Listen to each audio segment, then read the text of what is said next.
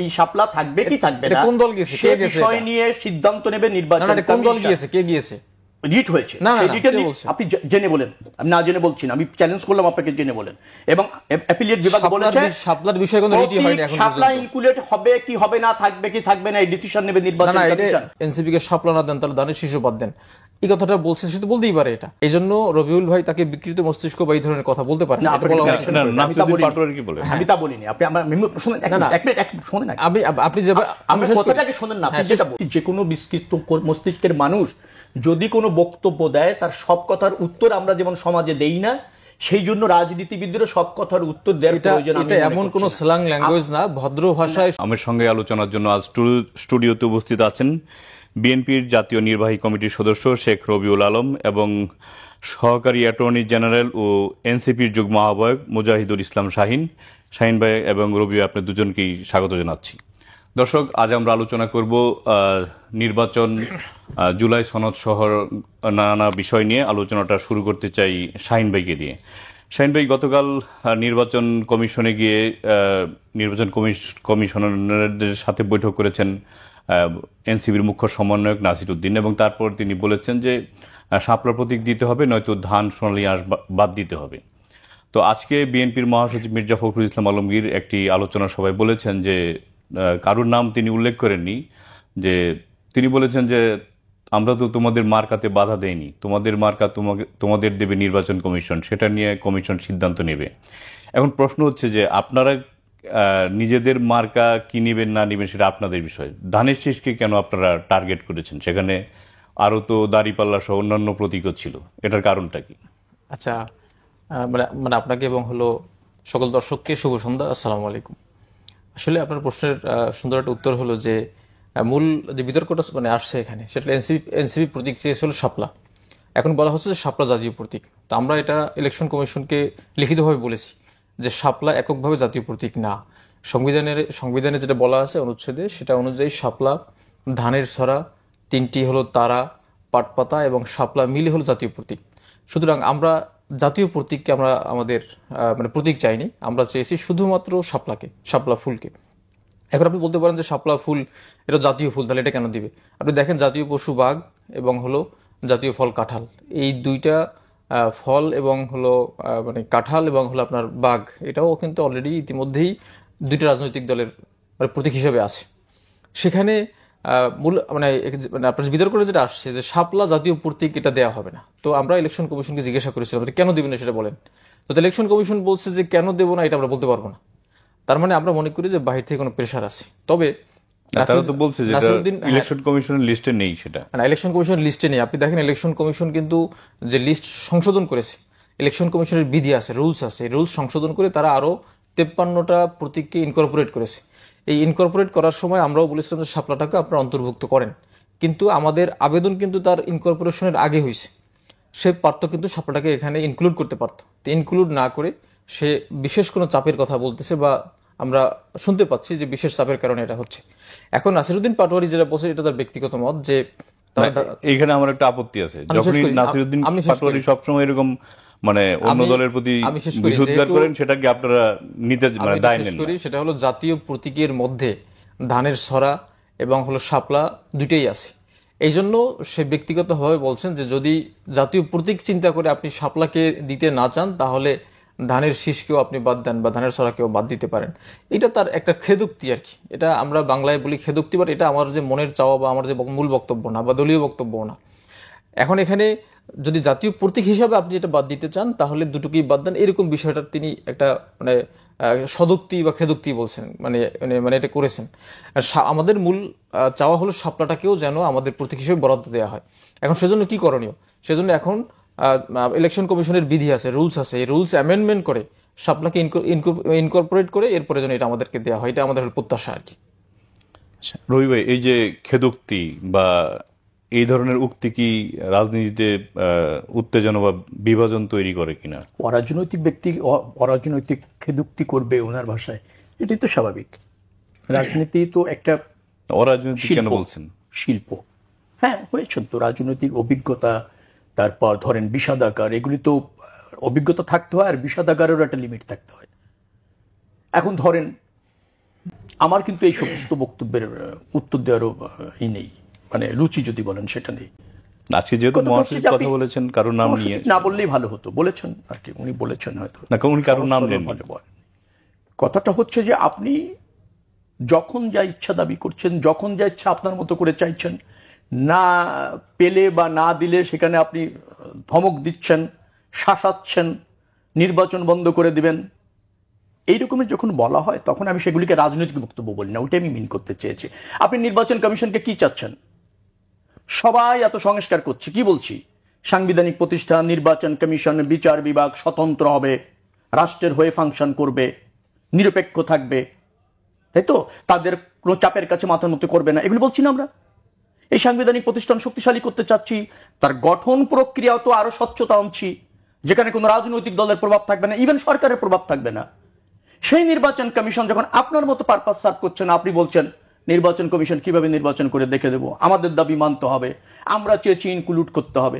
আরে ভাই, ইনক্লুড যে নির্বাচন কমিশন করবে তারও তো একটা প্রক্রিয়া আছে, সেখানে অলরেডি 150 প্রতীক ইনক্লুডেড করা আছে, আপনাকে ওখান থেকে প্রতীক বেছে নিতে হবে। হ্যাঁ, আপনি বলতে পারেন যে আপনার শাপলা আপনাদের ইনক্লুড করে দেওয়া হোক, নির্বাচন কমিশন আমলে যদি না নেয়, এটা নির্বাচন কমিশনের স্বাধীনতা, স্বতন্ত্রতা, সেটা তো আমরা চাচ্ছি সংস্কার করে। আপনি সংস্কারে চাচ্ছেন নির্বাচন কমিশন শক্তিশালী হবে, স্বতন্ত্রভাবে ফাংশন করবে। যখন নির্বাচন কমিশন স্বতন্ত্রভাবে ফাংশন করছে, নিরপেক্ষভাবে ফাংশন করছে, তখন আপনি তাকে আবার চাপ প্রয়োগ করছেন, তো এটা দ্বিচারিতা, তো দ্বিচারিতা তো রাজনীতিরা। কিন্তু তারা তো তাদের দাবি করবে, এটাই তো স্বাভাবিক। না, দাবি করারও একটা বিষয় আছে। কথাটা হচ্ছে যে নির্বাচন কমিশনের ইনলিস্টেড যে সমস্ত প্রতীক আছে, যা ইতিমধ্যে বরাদ্দ হয়েছে অন্যান্য রাজনৈতিক দলের মধ্যে, রেস্ট অফ দ্য যে সমস্ত স্যাম্পল আছে সেখান থেকে আপনাকে বেছে নিতে হবে, এটাই হচ্ছে নিয়ম। এখন নির্বাচন কমিশন মনে করছে না শাপলা তারা ইনক্লুড করবে, এটা তাদের ব্যাপার, এটা আমাদের কিন্তু ব্যাপার না, এবং এটা আমাদেরও ধরেন এটা মতামত দেওয়ারও ব্যাপার না। এনসিপি ভার্সেস নির্বাচন কমিশন হতে পারে, কিন্তু সেটাকে আপনি জাতীয় রাজনীতি এনে আরেকজনের প্রতীক বাতিল করতে হবে, এই ধরনের কথা যারা বলে, সেটা কি রাজনৈতিক চিন্তার কথা কিনা, এবং সেটি কি রাজনৈতিক ব্যক্তিত্বের কথা কিনা? এই জন্য আমি বলছি যে আমার এইসব কথার অ্যান্সার দেওয়ার ক্ষেত্রেও কিন্তু রয়েছে। কারণ একজন বিকৃত মস্তিষ্কের মানুষ ধরে নিচ্ছি আমি, যে যখন যা ইচ্ছা তাই রাস্তায় বলছেন, আপনি কি সব কথা তার সাথে উত্তর দিবেন? যে কথা যদি আপনার প্রাসঙ্গিক না হয় বা আপনার দায়িত্বের সাথে যদি না যায়, সেই জায়গা আমি বলছি। যার ফলে আপনি নির্বাচন কমিশনকে চাচ্ছেন একভাবে দেখতে, আবার আপনার পারপাস সার্ভ না হলে সেটা বলছেন যে ষড়যন্ত্র আছে, অন্যের পারপাস সার্ভ করছে, আমারে দিলেন না ওরটা দিত। আরে ভাই, এটা তো নিজের মতো করে চাওয়ার বিষয় না, এটা একটা বিধিবিধান আছে, সেই প্রক্রিয়া অনুসারে এটা আদালতে গিয়েছে, আদালতও বলেছেন নির্বাচন কমিশন সিদ্ধান্ত নেবে এই বিষয়ে। তো নির্বাচন কমিশন সেই সিদ্ধান্ত নিয়েছে, তো নির্বাচন কমিশনের প্রতি যদি আমরা শক্তিশালী নির্বাচন কমিশন চাই, নিরপেক্ষ চাই, সেটার উপর আস্থা রাখেন না, প্রতীক হলে কি উইন হয়ে যায় নাকি? আবার তারপরেও যদি আপনি কনভিন্স করে নিতে পারেন, আমাদের সমস্যা কোথায়? আপনি নেন, নির্বাচন কমিশন যদি ইনক্লুড করে ওই প্রতীকটা আপনাদের আবেদনের পরিপ্রেক্ষিতে বা ধরেন দাবির পরিপ্রেক্ষিতে, হতে পারে, সেখানে তো আমাদের দ্বিমত নাই। কিন্তু কথাটা হচ্ছে সেটাকে আপনি নির্বাচন কমিশনকে বর্জনা করবেন, অন্য রাজনৈতিক দলকে বর্জনা করবেন, আপনার মতো করে চাপিয়ে দেবেন, শাসাবেন সবাইকে, এটা কি রাজনীতি নাকি? কাদের শাসান, কাদের? যাই হোক, এই শাসাতে গিয়েই তো রাজনৈতিক দলটা অঙ্কুরে বিনষ্ট হতে চলেছে। আমি সবসময়ের জন্য বলি, বহুদলীয় গণতন্ত্র বিএনপি বিশ্বাস করে, এবং আমি ব্যক্তিগতভাবে এনসিপির প্রতি প্রচন্ড আশাবাদী ছিলাম যে একটা রাজনৈতিক শূন্যতা তৈরি হয়েছে, একজাক তরুণ এসেছে, এই তরুণরা ঝুঁকি নিতে জানে, তরুণদের মতো এখনো পর্যন্ত অনেক ইনোসেন্টিটি আছে, শক্তি সাহস আছে, সেটা জন্য রাষ্ট্রের কল্যাণে কাজে লাগে। কিন্তু এই সিনিয়র নেতাদের ভৎসনা, দলকে ভৎসনা, সাংবিধানিক প্রতিষ্ঠানকে হুমকি, একে দেখে নেওয়া, ওকে দেখে দিব, এইগুলি করে তো ধরে রাজনৈতিক গুরুত্ব মহত্ব নষ্ট হয়ে সেই যে শূন্যতা তৈরি হয়েছিল পূর্ণ হবে এনসিপি দিয়ে, সেটা তো অঙ্কুরেই নষ্ট হয়ে গেল আর কি।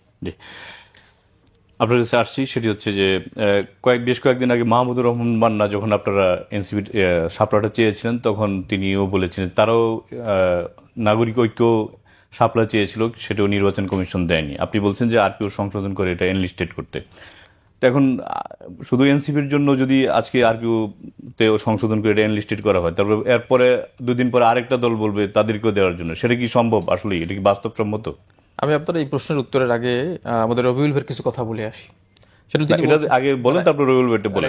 একটু বললেন, তাহলে মানে এরপরে ভুলে যাব। এর কারণ মানে রবিউল ভাই যেটা বলছেন যে বিকৃত মস্তিষ্ক, আপনি দেখেন রাজনীতিতে অনেক কথা হয়, রাজনীতিবিদরা অনেক কথা বলে, এক দল আর এক দলের বিরুদ্ধে। রাজনীতিতে দায়িত্বশীলতার তো পরিচয় দিতে হয়। এখানে খুব খারাপ কথাটা কি হলো যে আপনি যদি প্রতীক বিবেচনা করে যদি আপনি এনসিপি কে শাপলা না দেন, তাহলে দানের শীর্ষ বাদ দেন, এই কথাটা বলছে, সে তো বলতেই পারে এটা। এখন কথা হলো এই কথাটা কাকে বলছে? এটা বলছে তো ইলেকশন কমিশনকে। এখন ইলেকশন কমিশন আপনারা দেখেন যে তারা কিন্তু বিভিন্ন সময় এমনভাবে কথাগুলো বলে, তাদের ল্যাঙ্গুয়েজগুলো বিএনপির সাথে মিলে যায়। আপনি দেখেন গতকালকে ইলেকশন গত ঐক্যমত কমিশন থেকে বলা হলো যে একদিনেই আপনার গণভোট এবং ইয়া হতে পারে, আপনার জাতীয় নির্বাচন হতে পারে। একজন ইলেকশন কমিশনার কি বললেন? হ্যাঁ, এটা হইতে পারে। অন্য ইলেকশন কমিশনাররা কিন্তু বললেন যে না, এই বিষয়ে আমাদের মত দেওয়ার এখনো সময় আসে নাই, বা আমরা এই বিষয়ে এখন মত দিতে পারি না। কিন্তু একজন ইলেকশন কমিশনার অলরেডি বিএনপির সাথে সুর মিলিয়ে ফেলেন। সুতরাং তাদের কি বোঝা যায়? এটা বোঝা যায় যে তারা বিভিন্ন সময় বিএনপি যেভাবে কথা বলে তার মতোই করে কথা বলে, তখন আমাদের একটা সন্দেহ তৈরি হয়। এই জন্য মূলত নাসিরউদ্দিন পাটোয়ারির কথা বলছেন, এই জন্য রবিউল ভাই তাকে বিকৃত মস্তিষ্ক বা এই ধরনের কথা বলতে পারেন। না, আপনি নাসিরউদ্দিন পাটোয়ারি কি বলেন? আমি তা বলিনি। আপনি আমার শুনেন, শোনেন, আপনি যে আমি কথাটাকে শোনেন না, আপনি যেটা বলছেন। আমি নাসিরউদ্দিন পাটোয়ারিকে বলিনি। আমি বলছি যে কোনো বিকৃত মস্তিষ্কের মানুষ যদি কোনো বক্তব্য দেয়, তার সব কথার উত্তর আমরা যেমন সমাজে দেই না, সেই জন্য রাজনীতিবিদদের সব কথার উত্তর দেওয়ার প্রয়োজন। এটা এমন কোন স্ল্যাং ল্যাঙ্গুয়েজ না, ভদ্র ভাষায় সুন্দর করে। না, আমি নাসিরউদ্দিনকে মিন করিনি। আপনি ঠিক আছে, ওকে। এরপর হলো আপনার এই যে রাজনৈতিক বক্তব্য যেটা আছে, আমরা বিভিন্ন সময় দেখি বিভিন্ন ভাবে রাজনৈতিক বক্তব্য দেয়, রাজনৈতিক আপনার দলের বিরুদ্ধে বলি আমরা, এটা আপনার রাজনৈতিক কালচার। এরপরে আপনার যে সেকেন্ড যে প্রশ্নটা ছিল মান্না ভাইয়ের বিষয়টা, তার দলকে হলো যে প্রতীক, শাপলা প্রতীক তিনি চেয়েছিলেন, কিন্তু ওই সময় ইলেকশন কমিশনের তাদের রুলসের মধ্যে এটা ছিল না, যে কারণে তাকে দেওয়া হয়নি। পরবর্তীতে আমরা চেয়েছি, আমাদের কিন্তু শুরু থেকে এটা চাওয়া ছিল। আমরা আমাদের দলের মধ্যে আমরা কিছু প্রতীক নিয়ে চিন্তা করেছি যে কোন কোন প্রতীকগুলো পাওয়া যায় বা নেওয়া উচিত। আপনি দেখেন মানে যে ধানের শীষ মানুষ কিন্তু সবাই চিনে, আমাদের মানে বাংলাদেশের মানে সব মানুষের জীবনের অবিচ্ছেদ্য অংশ ভাত, ধান, চাল, এটা সবাই চিনে। আপনি প্রতীক কেন দেয় মানুষ? যেন সেটা সবাই চিনে। আপনি এমন একটা প্রতীক দিলেন, আপনার এক ধরনের মানুষ চিনল, শহরের মানুষ চিনল, গ্রামের মানুষ চিনল না, গ্রাম চিনল, শহর চিনল না। এই জন্য এমন একটা সামগ্রিক প্রতীক হওয়া উচিত। এটা এমন কিছু না। আপনি দেখেন দাঁড়িপাল্লা সুপ্রিম কোর্টের মধ্যে গেলে আপনি দেখবেন বিশাল আকারে দাঁড়িপাল্লা আছে, সুপ্রিম কোর্টের প্রতীক। তাহলে আপনি সে দাঁড়িপাল্লা দিচ্ছে না? কিন্তু সে দাঁড়িপাল্লাটা কেন বাতিল করতে মানে বললেন না? না, আমরা বলছি জাতীয় প্রতীকের মধ্যের যে অংশটার কথা বলছি। আপনার জাতীয় প্রতীকের মধ্যে দাঁড়িপাল্লা নাই, এই জন্য নাসিরউদ্দিন পাটোয়ারির কথাটা বলেনি। আপনি জাতীয় প্রতীক বিবেচনা করে শাপলাকে না দিলে আপনি ধানের ছড়াও বাদ দেন, এই কথাটা তিনি বলছেন। আপনি মান্না ভাই যেটা বলছেন, তিনি কিন্তু পরবর্তী আবার একটা ফেসবুক পোস্ট দিয়েছেন যে যদি এনসিপি কে শাপলা দেওয়া হয় আমি কোনো মামলা দায়ের করব না। সুতরাং আপনি দেখেন, আপনি শাপলা দিলে কি হবে? বাংলাদেশের জনগণ যদি শাপলায় ভোট না দেয়, তাহলে শাপলা কি আপনার ইসে যাবে, সংসদে যাবে? সুতরাং শাপলার মধ্যে এমন কিছু নাই যেটা একদম বাংলাদেশের সবকিছু এর মধ্যে চলে আসতেছে। শাপলা একটা ইন্ডিভিজুয়াল একটা প্রতীক, আপনি দেন না, তো সমস্যা কি? এখন যদি শাপলা না পাওয়া যায়, এনসিপি কি নিবন্ধন নিবে না, নাকি বিকল্প কি? এনসিপি অবশ্যই নিবন্ধন নিবে, এবং এনসিপির প্রত্যাশা হলো ইলেকশন কমিশনকে এনসিপি সুন্দর করে আইনি দিকগুলো ব্যাখ্যা করে, সামাজিক প্রেক্ষাপট ব্যাখ্যা করে সুন্দর করে আমরা একটা অ্যাপ্লিকেশন দিয়েছি। আমরা চাই যে আমাদেরকে শাপলা দেন, আমরা একটা ভালো রাজনীতি করতে আসছি। আর রবিউল ভাই আরেকটা কথা বলছেন যে অঙ্কুরই বিনষ্ট হয়ে গেছে, এনসিপি মাত্র শুরু হলো। আপনার বিএনপির 1977 সালে প্রতিষ্ঠা হয়েছে, আওয়ামী লীগ 1949 সালে প্রতিষ্ঠিত হয়েছে, জামাত ইসলামী 1941 সালে প্রতিষ্ঠিত হয়েছে, আর এনসিপি প্রতিষ্ঠিত হয়েছে এবছরের 28 ফেব্রুয়ারি। তার বয়স এখন 7 মাস চলে। সুতরাং আপনি এখনই বলতে পারেন না যে অঙ্কুরই বিনষ্ট হয়ে গেছে। অঙ্কুরই তো হয় না এখন পর্যন্ত। আপনি এই দল বিপ্লবের পরবর্তীতে, বিপ্লবের ফেজগুলো যারা ছিল তারা এই দল শুরু করেছেন। এই দল বাংলাদেশের এখনো আশা আকাঙ্ক্ষার প্রতীক হিসাবে আছে। আপনি দেখেন, আপনি যদি মানে ইন্ডিপেন্ডেন্ট জরিপ করেন, অনেকগুলো জরিপে আপনি দেখবেন যে এনসিপির কিন্তু ভালো সমর্থন আছে। আমরা তো ইয়াং তরুণরা আমরা শুরু করেছি। আমরা এনসিপিকে বাংলাদেশের মানুষের কাছে নিয়ে যেতে চাই। আমাদেরকে তো সময় দিতে হবে, সুযোগ দিতে হবে। আপনি যদি আমাদেরকে সুযোগ না দেন, সময় না দেন, আপনি যদি এখনই বলেন যে আপনি সিদ্ধান্ত নিয়ে আসেন যে অঙ্কুরই বিনষ্ট হয়ে গেছে, তাহলে তো ঠিক হবে না। এটা আমরা বাংলাদেশে পজিটিভ রাজনীতি করতে চাই। এই বিপ্লবের পরে আমরা বৈষম্যহীন বাংলাদেশ করতে চাই। এই জন্য আমরা সমস্ত রাজনৈতিক দলের আমরা সহযোগিতাও চাই। রবি, উনি একটি অভিযোগ করেছেন যে আপনাদের কথার সাথে নির্বাচন কমিশনের কথা মিলে যায়। আমাদের তো পুরো 16 কোটি মানুষের 18 কোটি মানুষের কথা মিলবে, কারণ আমরা তো জনগণকে এবং ন্যায্যতা ধারণ কথা বলি, যার জন্য মিলবে। তো অন্যদের দাবির সাথে অনেকের মিলবে। আপনি যখন ব্যক্তি এবং গোষ্ঠীর সাথে কথা বলেন, তার সাথে তো কারো মিলবে না। আর আপনি যখন দেশের বৃহত্তর সাথে কথা বলবেন, জনগণের সাথে কথা বলবেন, অনেকের সাথে মিলবে। জনগণের কথা বলা যখন মিলে যাও এক কথা না, কিন্তু বিবেচনা প্রসূত কথা যখন বলবেন সেটা তো মিলবে। এটা এক কথা না, নির্বাচন ও জাতীয় ঐক্যমত কমিশনের প্রস্তাবই ছিল। প্রস্তাবই কি? তারা 5টা বিকল্প বলেছে কিভাবে জুলাই সনদকে সংবিধান সংস্কার সংক্রান্ত অংশকে তারা করবে। সেখানে কথাই ছিল, তাদের প্রস্তাবনায় ছিল যে জাতীয় নির্বাচনের দিনে তারা একটা গণভোট নিতে প্রস্তাবনা চায়। একটা ছিল না, তবে আরো ছিল তো, আগেও করা পাঁচটা যায়। প্রস্তাবনার মধ্যে ছিল, কিন্তু গণভোট নিয়ে যে প্রস্তাবনা ছিল শেষ করুক আপনি। সেটা ছিল জাতীয় নির্বাচনের দিনে গণভোট নেওয়া যেতে পারে, এই প্রস্তাবনাটা ছিল জাতীয় ঐক্যমত কমিশনের। বিএনপি তার সাথে একমত হয়েছে। তখন আবার অন্য দল বলছে না, আগে হতে হবে। তো এখন ব্যক্তি গোষ্ঠী যখন যা ইচ্ছা বলবেন সেটা করতে কি জাতি এবং রাষ্ট্র বাধ্য নাকি? এখন ধরেন বাংলাদেশে অনেক রাজনৈতিক দল তৈরি হয়েছে, নিবন্ধনিত পেতে যাচ্ছে প্রায় 56টার মতো, তাই না? 52টা আছে, আরো মনে হয় 6টা 58টার মতো। নিবন্ধন চেয়েছিল 147টার মতো। এখন জাতীয় সমস্যা সমাধান পার্টি একটা ধরেন আছে, ধরে নিলাম আমি, এসে বললো যে আমরা রাষ্ট্রপতি শাসিত সরকার চাই, প্রধানমন্ত্রী শাসিত বা ধরেন পার্লামেন্ট পদ্ধতির সরকার চাই না। আমাদের দাবি সঠিক কিনা, গণভোট দেন। তাহলে সরকার একটা গণভোটের আয়োজন করবে। আপনার গণভোট এখন না, তখন দেন, সরকার তাই করবে। এটা যারা ভাবে এবং এইভাবে যারা চায়, তারা কি জনগণের উপর আস্থা রাখে এবং তারা কি জনগণের প্রতিনিধিত্ব করছে? এবং তারা রাষ্ট্রের যে কাঠামো, রাষ্ট্রের ব্যবস্থাপনা কাঠামো, সেটা কি সম্পর্কে কোনো জ্ঞান আছে? এখন বলছে, এই বলতে গিয়ে যেটা হচ্ছে, অনৈক্য তৈরি হচ্ছে। অন্তর্বর্তীকালীন সরকার ব্যর্থ হতে যাবে, ব্যর্থ হতে যদি চলে যায়, জাতি ঝুঁকিতে পড়বে, গণতন্ত্র ঝুঁকিতে পড়বে। তারপর পতিত ফ্যাসিবাদী শক্তি যারা আছে তারা উৎসাহিত হবে, দেশ অকার্যকর হবে, এ দায় কে নেবে? এখন রাজনীতি করতে এসেই আপনি যদি এভাবে ভাবা শুরু করেন, তাহলে তো আপনি জাতীয় স্বার্থ বিসর্জন দিয়ে রাজনীতি করছেন, অথবা জাতীয় স্বার্থে মাথায় রেখে রাজনীতিটা করছেন না। যেমন বললো যে ধরেন, আমি প্রতীক বিতর্কে যেতে চাই না, কারণ এটা আমাদের বিষয় না। নির্বাচন কমিশন কাকে কি প্রক্রিয়ায় প্রতীক দেবে সেটা তাদের বিষয়। তবে নির্বাচন কমিশন বিধি অনুসারে ফাংশন করবে, সে ব্যাপারে সহযোগিতা করা দরকার। কোন ব্যক্তি ইচ্ছা অনিচ্ছা ধমকের কাছে নির্বাচন কমিশন মাথা নত করুক, এটা জাতি চায় না। সেজন্যই তো সংস্কার করছি, সেই জন্য একসাথে বসছি, সেই জন্য গণ অভ্যুত্থান হয়েছে আপনারা বলছেন। আবার আপনাদের আদেশ নির্দেশ মানতে বাধ্য করতে চাইছেন। এই জায়গায় আমার দ্বিমত রয়েছে। হ্যাঁ, জাতীয় প্রতীক শাপলা, দিস ট্রু, কিন্তু জাতীয় প্রতীক হিসাবে শাপলাকে রিপ্রেজেন্ট করতে গিয়ে তাকে কিছুভাবে ডেকোরেশন করা হয়েছে, সেটা অন্য জিনিস। কিন্তু জাতীয় প্রতীক মানে শাপলাই বোঝায়।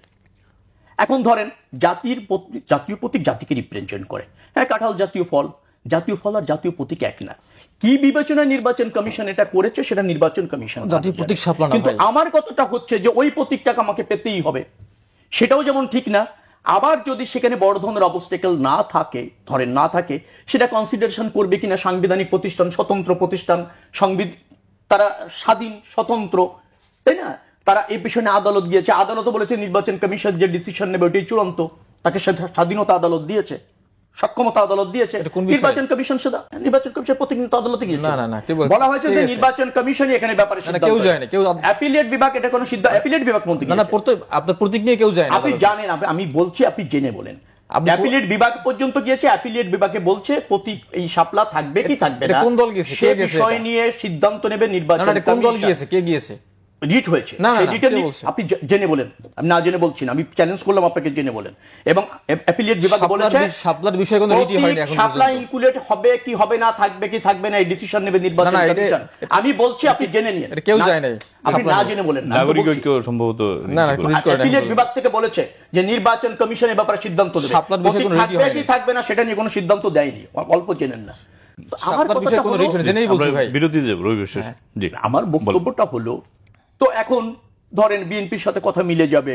আরে ভাই, বিএনপি তো গণমানুষের দল। বিএনপি যে জাতীয় সেন্টিমেন্ট ধারণ করে রাজনীতি করে, তার সাথে এদেরকে সিংহভাগ মানুষ, তো সেটাকে অস্বীকার করবেন কি করে? আর অঙ্কুরে বিনষ্ট হয়ে যাচ্ছে আমি তা বলিনি, আমি বলেছি সম্ভাবনাময় পলিটিক্যাল পার্টি, কিন্তু ভৎসনা করতে গিয়ে চাপ প্রয়োগ করে যে মহত্ব গুরুত্ব নিয়ে তারা আসছিল, সেটা ক্রমান্বয়ে কিন্তু নষ্ট হয়ে অঙ্কুরে বিনষ্ট হয়ে যাওয়ার সম্ভাবনা তৈরি হয়েছে। এবং আমি যা বলেছি দর্শক বিবেচনা করবে সেটা হয়েছে কিনা। জি, শাহিন ভাই, একটু বিরতি নিয়ে আসি। জানাচ্ছি যে কথা বলতে চাই অনুষ্ঠানে ফিরছি, আলোচনা যাচ্ছে শাহিন ভাইয়ের কাছে। শাহিন ভাই, গণভোট নিয়ে বেশ আলোচনা চলছে। গণভোট নিয়ে সব রাজনৈতিক দল ঐকমত্য হয়েছে, বাট সময় নিয়ে একটা অনৈক্য দেখা দিয়েছে। জামায়াত এবং এনসিপি চায় নভেম্বর বা নির্বাচনের আগে, আর বিএনপি চায় নির্বাচনের দিন, এবং বিএনপি সহ অন্য সব রাজনৈতিক দল। এখন বাংলাদেশের যে অবস্থা বা বাস্তবতা, এই বাস্তবতায় কি এত বড় বড় দুটি নির্বাচন কয়েক মাসের মধ্যে কি হওয়া কি সম্ভব? আপনি দেখেন, এখানে ঐক্যমত কমিশন দুটো প্রস্তাব দিয়েছে। এটা হলো যে আমরা যে জুলাই সনদে যে বিষয়গুলো আসবে, এটা একটা কনস্টিটিউশনাল অর্ডারের মাধ্যমে এখনই আপনার হলো বর্তমান অন্তর্বর্তী সরকার একটা কনস্টিটিউশনাল অর্ডার জারি করে এটার মাধ্যমে অ্যাট ওয়ান্স বাস্তবায়ন করে দেয়া। সেকেন্ড প্রস্তাব হলো এটা গণভোটের মাধ্যমে বাস্তবায়ন করা। তো সেই গণভোটটা ইলেকশনের দিন হতে পারে নাকি আগেও হতে পারে। সেক্ষেত্রে আমাদের দলীয়ভাবে আমাদের মতামত ছিল যে গণভোটটা ইমিডিয়েটলি হওয়া উচিত। তাহলে মানুষ তার রায় দিয়ে বুঝতে পারবে যে না আসলে গণভোটের মানে আমরা যে জুলাই সনদ বাস্তবায়ন করতে চাই এটা এখন বাস্তবায়ন করা উচিত কি উচিত না। আপনি দেখেন গণভোট কিন্তু বাংলাদেশের ইতিহাসে 3বার গণভোট হয়েছে। আমি বলছিলাম যে দুটো নির্বাচন কি একসাথে মানে মানে আলাদা আলাদা ভাবে এই কয়েক মাসের ব্যবধানে করা সম্ভব? হ্যাঁ, এটা সম্ভব, কারণ গণভোটের মধ্যে একটা প্রশ্ন থাকে, একটা বা দুটো প্রশ্ন থাকবে। আপনি দেখেন 1977-এ মানে একটা গণভোট হয়েছে, সেখানে কিন্তু একটা প্রশ্ন ছিল যে শহীদ প্রেসিডেন্ট জিয়াউর রহমানের কর্মকাণ্ড বা কাজগুলোর উপরে জনগণের আস্থা আছে কিনা এবং তারা এটা চায় কিনা। তখন কিন্তু সেই গণভোটে হানা একটা ভোট হয়েছে। এখনো কিন্তু আপনি এখানে হানা টিক দেওয়ার যদি অপশন দেওয়া থাকে, এখানে তো কোনো আপনার পোলিং এজেন্ট লাগবে না, এখানে কোনো আপনার হলো প্রিজাইডিং অফিসার লাগবে না। ইলেকশন কমিশন কয়েকটা বুথ করে আপনার বিভিন্ন থানায় এগুলো করতে পারে। সুতরাং এখানে আপনার যে একটা জাতীয় ইলেকশন করার জন্য যে আয়োজন লাগে, এটা কিন্তু সেই আয়োজন লাগে না। কিন্তু জাতীয় ইলেকশনের দিন করলে কি অসুবিধা? আমরা তো মনে করি যে জুলাই সনদটা ইমিডিয়েট বাস্তবায়ন হওয়া উচিত। কারণ হলো আপনি দেখেন জাতীয় নির্বাচনের দিন কিভাবে কি হবে না হবে, আপনি সাধারণ একটা প্রতীকে ভোট দিতে গিয়ে আপনার আবার ওই ভোট দিবে, আপনি এত মানুষ একদিনে সারা দেশে ভোট নেওয়ার কি সম্ভব? মানে অনেক আপনার খুবই একটা টাফ বিষয়। সেক্ষেত্রে আপনার শুধুমাত্র এমপি নির্বাচনের বিষয়টা মানে রেখে আবার যদি আপনি ওই দিনই গণভোটটা নেন, তাহলে এখানে অনেক আপনার দীর্ঘসূত্রিতা হতে পারে। অনেক মানুষ এটা বুঝবে না যে মানে আপনার হলো আগে কি আপনার এমপি ইলেকশনে ভোট দিবে না আগে ওইটা দিবে, কোনটা দিবে, মিসম্যাচ হয়ে যেতে পারে। সুতরাং আমরা মনে করি যে আসলে মানে জাতীয় নির্বাচনের দিন গণভোট না নেওয়াই ভালো। যদি আপনি গণভোটটা আগেই নিতে পারেন, তাহলে মানুষজন নির্বিঘ্নে নিশ্চিন্তে এবং বুঝে শুনে ভোট দিতে পারবে। একটা ইলেকশনের যে পরিমাণ ব্যয় হয়, সেই ব্যয়টায় 3 মাসের মধ্যে এগুলি কি এই অর্থনৈতিক আপনার এখানে খুব ব্যয় হবে কোথায়? আপনার এখানে পুলিং এজেন্টের কোনো দেওয়া লাগবে না, এখানে ব্যালট ছাপাতে হবে না, ওভাবে হাজার হাজার ব্যালট ছাপার যে বিষয় থাকে, আপনার হলো অনেক আপনার এখানে ব্যক্তি থাকে, প্রতিদ্বন্দ্বী থাকে। আপনি শুধুমাত্র একটা পেপার দিবেন আপনি জনগণকে, একটা পেপার কয় টাকা খরচ হবে আপনার? আপনি বাংলাদেশের কত হাজার কোটি টাকা আপনি অকাজে খরচ করতেছেন। আপনি বিভিন্ন প্রজেক্টে যেখানে কোনো কাজ নাই সেখানে আপনি খরচ করতেছেন। আপনি বাংলাদেশের এই বিপ্লবের পরে এই বিপ্লবের স্পিরিট বাস্তবায়নের জন্য আপনি কয় টাকা খরচ করবেন? এতে কি খুব বেশি আপনার মানে লস হয়ে যাবে? আমরা তো সেটা মনে করি না। রবি ভাই, আপনার গণভোট জাতীয় নির্বাচনের আগে কেন তারা চাচ্ছেন, তার যুক্তি তারা তুলে ধরেছেন? আমি কোনো যুক্তি পাইনি, আপনার কাছে তুলে ধরেছেন। সবচেয়ে বড় কথা হচ্ছে যে বলা হলো যে আপনি বলছিলেন যে বিএনপি চাচ্ছে নির্বাচনের দিকে। নো, বিএনপি তো চাচ্ছে না। সংবিধান সংশোধন যদি করতে হয়, সংবিধান সংশোধন লাগবেই, এবং সেটা তো 142-তে আপনাকে যেতে হবে, 142 অনুচ্ছেদে যেতে হবে। আপনি নির্বাচিত সরকার বা পার্লামেন্ট যেটা হবে সেখানেই কিন্তু করতে হবে। গণভোটে আপনি সম্মতি নিচ্ছেন মাত্র। নির্বাচন জাতীয় ঐক্যমত কমিশনের প্রস্তাবনায় এটা ছিল, আমরা সেটাকে সমর্থন দিয়েছি মাত্র, এটা আমাদের প্রস্তাবনা না। আপনি যদি গণভোটও করেন, গণভোট দিয়ে কি করলেন? আপনি জনগণের ম্যান্ডেট নিলেন যে জনগণ এই পরিবর্তনটা চায়, কিন্তু আপনাকে করতে হবে কিন্তু নেক্সট পার্লামেন্টেই 142 অনুসারে 142 অনুচ্ছেদে করতে হবে, 2/3 মেজরিটি ভিত্তিতে অথবা ঐক্যমতের ভিত্তিতে সংবিধান সংশোধন। গণভোটে সংবিধান সংশোধন হয় না। গণভোটে হবে সংবিধানে যুক্ত হওয়ার বৈধতা নিচ্ছেন আপনি জনগণের কাছ থেকে। রাজনৈতিক দলগুলি আলোচনা করে একমত হলেও হয়, কিন্তু সেখানে আমরা হতে পারি না, বা ধরেন হলেও সেখানে আস্থা রাখি না। আমরা জনগণের ভোট নিয়ে এটা শক্তিশালীভাবে করতে চাই যে জনগণ সংবিধানের এই জায়গাগুলি সংশোধন করার ম্যান্ডেট দিয়েছে, বাট করতে হবে কিন্তু পার্লামেন্টে, এন্ড অফ দ্য ডে ওই নির্বাচিত পার্লামেন্টেই করা। সেটা কি প্রজ্ঞাপন জারি করে নাকি সংবিধান আদেশ দিয়ে? এই গণভোটে যখন আপনি জনগণ অ্যাপ্রুভ দিল, এইটাকে উপজীব্য করে আগামী পার্লামেন্টে যে দলই ক্ষমতায় আসুক না কেন সবাই এক হয়ে অথবা 2/3 মেজরিটি করতে একটা বাধ্যবাধকতা তৈরি হবে, কিন্তু আপনাকে পার্লামেন্টে করতেই হবে। শাহিন ভাই কিন্তু একটা প্রশ্ন না মানে যুক্তি উপস্থাপন করেছে সংবিধান আদেশ দিয়ে, তাই তো?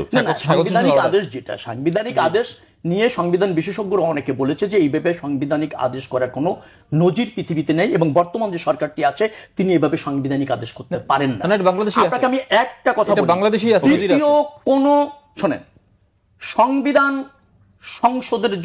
সংশোধনের জন্য পার্লামেন্ট ছাড়া দ্বিতীয় কোনো ওয়ে নাই। যদি আপনি সংবিধানে যুক্ত করতে চান, এর বাইরে দ্বিতীয় কোনো ওয়ে নাই। বিকল্প যেগুলি বলা হচ্ছে সেটা অস্থায়ী হয়, টেকসই হয় না, বিতর্কিত হয়, আগামীতে টিকবে কিনা সে সন্দেহ রয়েছে। আপনি যদি এটা ঐক্যমত না হন আর 2/3 মেজরিটিতে বা জাতীয় ঐক্যমতের ভিত্তিতে পার্লামেন্টে না করেন, নেক্সট পার্লামেন্টে কোনোটাই টিকবে না, কারণ সংবিধান সংশোধনের একটাই ওয়ে, সেটা হচ্ছে পার্লামেন্ট। আচ্ছা, এখন ধরেন সেখানের ব্যাপারে বলে দিলেন যে ব্যালট লাগবে না। কেন ব্যালট লাগবে না? গণভোট নিলে আপনার ব্যালট লাগবে না। আর জাতীয় নির্বাচনও তো একটা ব্যালট হবে, একটা ব্যালটে বিভিন্ন প্রতীক থাকে, তো সেটাও তো হবে, এখানেও একটা হবে, তো দুটি একদিনে সফল তো একই খরচ, আর নির্বাচনের ব্যয় একই, নির্বাচনে কম ব্যয় হওয়ার কোনো সুযোগ নাই। পুলিং এজেন্টের ব্যয় সরকার করে না, পুলিং এজেন্টের ব্যয় করে রাজনৈতিক দলগুলির কর্মীরা গিয়ে দাঁড়িয়ে থেকে মানে বসে থেকে ভোটটার পুলিং এজেন্টের কাজ যেটা সেটা করে। সরকারের সবই করতে হয়, কেন্দ্র management, presiding officer, pulling officer, তারপর সেখানে আইন শৃঙ্খলা রক্ষাকারী বাহিনী, ভোট কেমনি বাতাসে হবে, তার নিরাপত্তা নিশ্চিত করতে হবে না? তো সব ব্যয় একই আছে বলে দিলেন। আচ্ছা যাই হোক, বললেন। আমরা যেটা মনে করি, আমাদের বক্তব্য অলরেডি আমরা দিয়েছি, যে আমাদের যে বক্তব্য ছিল ওটাতে আপনাকে যেতেই হচ্ছে, কিন্তু যেহেতু আস্থার সংকট আছে, আমাদের দেশের সমস্যা হচ্ছে দুটি, একটা হচ্ছে ভয় আর একটা হচ্ছে আস্থার সংকট। আস্থার সংকটটা কি? জনগণের রায়ের উপর আমরা আস্থা রাখতে চাচ্ছি না অনেক রাজনৈতিক দল, নতুন পুরনো সবাই মিলে। আর ইসের সংকটটা কোথায়, যে ভীতিটা কোথায়? ভীতিটা হচ্ছে আমরা একটা গণ অভ্যুত্থান করেছি, ন্যায্য গণ অভ্যুত্থান করেছি। আপনি আমাকে বলেন তো, এই গণ অভ্যুত্থান কি দায় মুক্তির জন্য করেছি নাকি? আর এই গণ অভ্যুত্থান যেটা করেছে এটা অন্যায্য কাজ নাকি? রাজনৈতিক দল, সব শ্রেণীর পেশার মানুষ ফ্যাসিবাদের বিরুদ্ধে রুখে দাঁড়িয়েছে, মানবতা বিরোধী অপরাধ, গণহত্যার বিরুদ্ধে রুখে দাঁড়িয়েছে, অনির্বাচিত সরকারকে পদত্যাগে বাধ্য করেছে। এটা কি অন্যায় করেছি, অপরাধ করেছি? এটা হচ্ছে রাজনৈতিক দল, এবং শেষ করে দিচ্ছি আমি, তাদের দায়িত্ব জায়গা থেকে করেছি। এখন ধরেন ফ্যাসিবাদী শক্তি ফিরে আসবে, আমাদের কি হবে, দায় মুক্তি কোথায় পাবো, পার্লামেন্টে এভাবে না হলে পরবর্তীতে আমাদের বিচার হবে, তারপর ধরেন সেভ এক্সিট কিভাবে চাই, এটা যারা ভাবে এবং করে, তাতে যারা ভীত হয়, তারা কি রাজনৈতিক শক্তি নাকি? আমরা তো ভীত হই না ভাই, আমরা তো ন্যায্য কাজ করেছি। লোক, জনগণ, রাষ্ট্রের মালিক, তাদের নিয়ে রুখে দাঁড়িয়েছে হাসিনার বিরুদ্ধে। হাসিনা তুমি ফাঁসিবাদী, তুমি সরো, পদত্যাগ করো। হাসিনা পদত্যাগ করার সাহস ছিল না, দেশ থেকে ভেগে চলে গেছে ভয়ে, তার অপশাসনের কারণে। সে দেশ থেকে ভেগে যাক, এটা তো কেউ চাইনি। আমরা চেয়েছি পদত্যাগ করো, তুমি অন্যায় করেছো, তুমি গ্রেপ্তার হও, তুমি বিচার ফেস করো। শেখ হাসিনার সাহস ছিল না, ভেগে চলে গিয়েছে। এখন ধরেন ফ্যাসিবাদী শক্তি কোনোদিন আবার উত্থান হবে, সংবিধানে এইগুলি এইভাবে না আসলে আমরা দায় মুক্তি পাবো না, এই সরকার বৈধতা থাকবে না, এটা যারা চিন্তা করে তারা কি অভ্যুত্থানের পক্ষের জোরালো শক্তি, সাহসী শক্তি? বীররা, বিপ্লব কোনোদিন ভবিষ্যতে কি হবে, দায় মুক্তি পাবো কিনা, আইনের আওতায় এসে বড় ধরনের শাস্তি হবে কিনা, এই চিন্তা করে কি কোনোদিন বিপ্লব হয়েছে আর গণ অভ্যুত্থান হয়েছে নাকি? যার জন্য ওই যে ভীতিটা কাজ করছে কিছু রাজনৈতিক নেতা এবং দলের মধ্যে, আর জনগণের উপর আস্থা রাখতে পারছেন না, তারা এই অন্তর্বর্তীকালীন সরকারের দুর্বলতাকে কাজে লাগিয়ে, একটা সার্বজনীনতাকে কাজে লাগিয়ে সব দাবি পূরণ করার জন্য নিজেদের মতো করে ভাবছে, নিজেদের মতো করে বলছে, নিজেদের মতো করে চাইছে, এবং সেক্ষেত্রে চাপ প্রয়োগ করতে চাচ্ছে। সবশেষে যেটা হচ্ছে, এতে একটা বিশৃঙ্খলা তৈরি হচ্ছে, অনৈক্য তৈরি হচ্ছে। আমি আবারও বলি, সরকার কিংকর্তব্য বিমূঢ় হবে, এবং এটা যদি চলতে থাকে জাতি ব্যর্থ হবে, আর জাতি ব্যর্থ হলে চরম মূল্য দিতে হবে।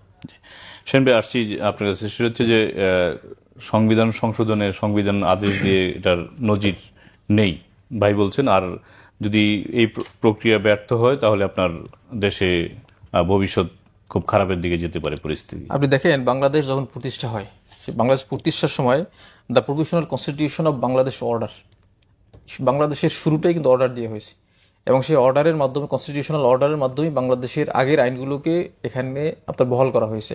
সেই সংবিধান, ওই এক কথার একটা সংবিধান দিয়েই কিন্তু বাংলাদেশটা শুরু হয়েছে। এরপর আপনি দেখেন, এই সংবিধানের উপরে মার্শাল ল অর্ডার দিয়েও কিন্তু মার্শাল ল জারি করা হয়েছে 1979 সালের দিকে। সুতরাং বাংলাদেশে কনস্টিটিউশনাল অর্ডারের যে নজির নেই, কথাটা সঠিক না। সেকেন্ড বিষয় হলো দায় মুক্তির যে বিষয়টা ভাই বললেন, বাংলাদেশের দায় মুক্তি কারা চাচ্ছে? আমরা তো জেনে বুঝি বিপ্লবে গিয়েছি, সেই বিপ্লবে অংশগ্রহণ করেছি, এবং এই বাংলাদেশের পরিবর্তন কিন্তু ছাত্র জনতা শুরু করেছিল। অনেকেই কিন্তু বলেছেন যে আমাদের কোনো ইনভলভমেন্ট নাই, কিন্তু পরবর্তী তারা এখানে সম্পৃক্ত হয়েছেন। বাংলাদেশের আপামর জনতা, সমস্ত রাজনৈতিক দল অংশগ্রহণ করছেন একটা পর্যায়ে এসে, কিন্তু এখানে শুরুটা করছিল কারা? আপনার ছাত্ররা কিন্তু শুরু করছিল। একটা পর্যায়ে গিয়ে গণ আন্দোলনের রূপ নিয়েছে, এবং সেখানে কিন্তু শেখ হাসিনা পদত্যাগে বাধ্য হয়েছে, এবং তিনি বিদেশ পালিয়ে গিয়েছেন। এখন এই অভ্যুত্থান কিন্তু আমাদের সবার। আপনি দেখেন, তারেক রহমান সাহেব কিন্তু চমৎকার করে তিনি সাক্ষাৎকারে বলেছেন যে এটা কিন্তু আমি একা মাস্টার মাইন্ড না, এটা সমস্ত জনতার আন্দোলন। সুতরাং আমি কার বিরুদ্ধে বলবো? আমি তো এই ভাইয়ের বিরুদ্ধে বলতে পারতেছি না। রবিউল ভাই তো আমার সহযোদ্ধা ছিলেন। বিএনপি বাংলাদেশের একটা বড় দল, কিন্তু আপনি দেখেন শেখ হাসিনাও কিন্তু বারবার বলতেন জনগণ চায়, জনগণ এটা চায়, এটা বলে বলে কিন্তু তিনি ফ্যাসিজম কায়েম করছেন। যদি আমরা জনগণের কথাই ভাবি, তাহলে আমরা যে কাজটা আমি সংসদের পরে করব, ইলেকশনের পরে করবো, সে কাজটা এখন করতে সমস্যা কোথায়? আমি যদি জনতার প্রেমিক হই, আমি যদি গণপ্রেমিক হই, তাহলে তো আমি মনে করি যে আমাদের যে বাস্তবায়ন যেগুলো করা দরকার ইমিডিয়েটলি আমরা করি, সমস্যা কি? যেহেতু এই সময় এখন আছে, আগামী ফেব্রুয়ারিতে ইলেকশন হবে, এখন একটি অগণতান্ত্রিক সরকার আছে, বা অগণতান্ত্রিক বলতে হলে এখানে আপনার জনগণের সমর্থন আছে, জনগণের সমর্থন নিয়ে এই সরকার গঠিত হয়েছে, এবং এটা একটা ইন্টারিম গভর্নমেন্ট। এই ইন্টারিম গভর্নমেন্টের হাতে অর্ডিন্যান্সের মাধ্যমে যদি যে কাজগুলো করার সুযোগ থাকে সেগুলো করুক, করতে তো কোনো সমস্যা নেই। আপনি দেখেন বাংলাদেশে ইতিমধ্যে অনেক ভালো ভালো কাজ হয়েছে। আপনি সিআরপিসি সিপিসি সংশোধন হয়েছে, বাংলাদেশের মামলার একটা স্টাক হয়েছিল সেগুলো সংশোধন হয়েছে, আইসিডি ট্রাইব্যুনালের আইন সংশোধন হয়েছে। তো অর্ডিন্যান্স দিয়ে যদি আমরা আইন সংশোধন করে যদি বাংলাদেশের এক্সিস্টিং সিস্টেম পরিবর্তন করতে পারি, সংস্কার করতে পারি, তাহলে আমি বসে থাকবো কেন? পরবর্তীতে নির্বাচিত সংসদ এসে এই অর্ডিন্যান্সগুলোকে বাস্তবায়ন করলেই তো হয়ে যায়। এজন্য আমি মনে করি যে বাংলাদেশের মানুষের দাবি যে আমরা আর অপেক্ষা করতে চাই না, আমাদের সংস্কার করার এখন দরকার, আমরা এখন করে ফেলি। আমরা যদি জনগণের কথা চিন্তা করি, তাহলে আমরা পরবর্তী সংসদে এসে আমরা এগুলো বাস্তবায়ন করবো। আপনি দেখেন, আমি ছোট্ট একটা কথা বলে শেষ করি। আপনি দেখেন রাজনৈতিক দলগুলো কিন্তু জুডিশিয়ারি সেপারেট করে নাই, জুডিশিয়ারি সেপারেট আন্দোলন চলতেছিল। সেই মঈনুদ্দিন ফখরুদ্দিনের আমলে ব্যারিস্টার মইনুল হোসেন তিনি কিন্তু এককভাবে ঝুঁকি নিয়ে অ্যাডমিনিস্ট্রেশন থেকে কিন্তু জুডিশিয়ারি সেপারেট করেছিলেন। এই জন্য আপনার এই ধরনের একটি যে গভর্নমেন্ট, ইন্টারিম গভর্নমেন্ট আছে, এখনই সময় হলো আপনার জনগণের কথা চিন্তা করে সমস্ত সংস্কারগুলো বাস্তবায়ন করা। জনগণের কথা চিন্তা করে এখনই সংস্কার বাস্তবায়ন করা। অর্ডিন্যান্স জারি করে তো সরকার করছে, তো তা আপত্তি করেছে কে? না, অনেক কিছু আপত্তি আছে তো ভাই। আপনি দেখেন, প্লিজ এক মিনিটে বলবেন, আমাদের শেষের দিকে। সরকার প্রতিনিয়ত অর্ডিন্যান্স জারি করে করছে, আইন সংশোধন করে করছে, বিধিবিধান সংশোধন করে করছে। যেটা হলো সংবিধান সংস্কার সংক্রান্ত যেটা, সেইটা নিয়ে হয়েছে গণভোটের ব্যাপার আসছে, সেমডি আমরা রাজি হয়েছি। এবং সংবিধান সংস্কার সংক্রান্ত যেগুলি আছে সেটা পার্লামেন্টে বৈধতা দিতেই হবে, কোনো বিকল্প নেই। 142-তে আপনাকে যেতেই হবে। ওই যে বললেন সাংবিধানিক আদেশ করেছিল, সাংবিধানিক আদেশ তখন সংবিধান তৈরি হয়নি বাংলাদেশে, তখন হয়েছিল, তখন সংবিধান ছিল না। আর মুস্তাক যখন মার্শাল ল দেওয়ার পর তখন একবার সাংবিধানিক আদেশ হয়েছে, তখন সংবিধান স্থগিত ছিল। এখন সংবিধান স্থগিত না, এবং সংবিধান আছে বিদ্যমান। অর্থাৎ দুইবার যেটা আদেশের কথা উনি বলেছেন, তখন একবার সংবিধান হয়ই নাই, আর একবার সংবিধান আছে কিন্তু স্থগিত, মার্শাল ল চলছিল। এখন সংবিধান বিদ্যমান, অর্থাৎ সংবিধান সংশোধন ছাড়া আপনি পার্লামেন্টে সংবিধান সংশোধন করা ছাড়া আপনি পার্লামেন্টে ছাড়া আপনি পারবেন না। তবে হ্যাঁ, গণভোট নিলে যেটা হয়, এটার উপর জনগণের সমর্থনটা প্রতিষ্ঠিত হয়। নেক্সট যে সরকার থাকবে সে পার্লামেন্টে ওটা সংবিধান সংশোধন করতে বাধ্য থাকিবে। সেই জিনিসটা জোরালো করার জন্য তো আমরা একমত হয়েছি। তো দ্বিমতটা কোথায়? আপনি আবারও বলছি, সরকার প্রায় 80% এই সংস্কার প্রজ্ঞাপনের মধ্যে করে ফেলছে, প্রজ্ঞাপনের মাধ্যমে করছে, চলমান আছে। বিচার বিভাগের 80% প্রধান বিচারপতি বলেছেন, আসিফ নজরুল নিজে বলছেন 70% আমরা ইতিমধ্যে করার উদ্যোগ নিয়েছি, ডিসেম্বরের মধ্যে হয়ে যাবে। সমস্যাটা একটা জায়গায় শুধু সংবিধান সংস্কার, সেখানেও তো আমরা একমত হয়েছি। দ্বিমত কারা হচ্ছে, অবস্থান থেকে সরে কারা যাচ্ছে? আপনি এর আগে শুনেছেন নাকি যে এনসিপি বলেছে, একটা বাক্য বলে শেষ করি, এনসিপি বলেছে যে তারা ওই নির্বাচনের দিন সংবিধান সংস্কার চায় না, মানে গণভোটটা চায় না নির্বাচনের দিন, জাতীয় নির্বাচনের দিন। এটা তো ঐক্যমত জাতীয় কমিশনের প্রস্তাব। উন্না কেন এখন আবার দ্বিমত করছেন? অবস্থান তো উন্না চেঞ্জ করছেন ওনাদের প্রয়োজন, ওনাদের স্বার্থে। ধন্যবাদ দুজনকে। আমরা কোনো অবস্থান চেঞ্জ করি না, আমরা আমাদের অবস্থানে ঠিক আছে, জনগণের অবস্থানে আমরা ঠিক আছি। জনগণের দুজনকে ধন্যবাদ জানাচ্ছি। আমরা শেষ পর্যন্ত প্রিয় দর্শক